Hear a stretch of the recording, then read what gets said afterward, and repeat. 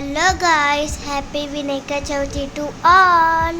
నేనైతే మా పప్పతో బయటకు వెళ్తున్నాను. ఎందుకో తెలుసా మీకు? మా ఇంట్లోకి బొజ్జ వినాయకుడిని తీసుకొస్తున్నాం. పూజ ఎలా చేసామో చూడండి ఫ్రెండ్స్. ఏకదంతాయ వక్రతుండాయ గౌరీతనయాయ ధీమహి గజేశానాయ బాలచంద్రాయ శ్రీ గణేశాయ ధీమహి. వినాయక సహస్రనామాలతో పూజ చేశాము. క్షుజాపధృతే నమః. ఓం శ్రీరాయినే నమః. ఓం అజాయ నమః. ఓం ఉత్పలకరాయ నమః. ఓం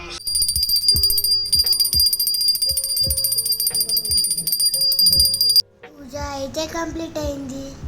ఆ తర్వాత కొబ్బరికాయ కొట్టి ఉండ్రాల పాయసం నైవేద్యంగా పెట్టాము. మా మమ్మీ అయితే నా ఫేవరెట్ ఫుడ్ ఆలు అండ్ సాంబార్ చేసింది. రెండు కర్రీస్ అయితే చాలా టేస్టీగా ఉన్నాయి. Bye friends.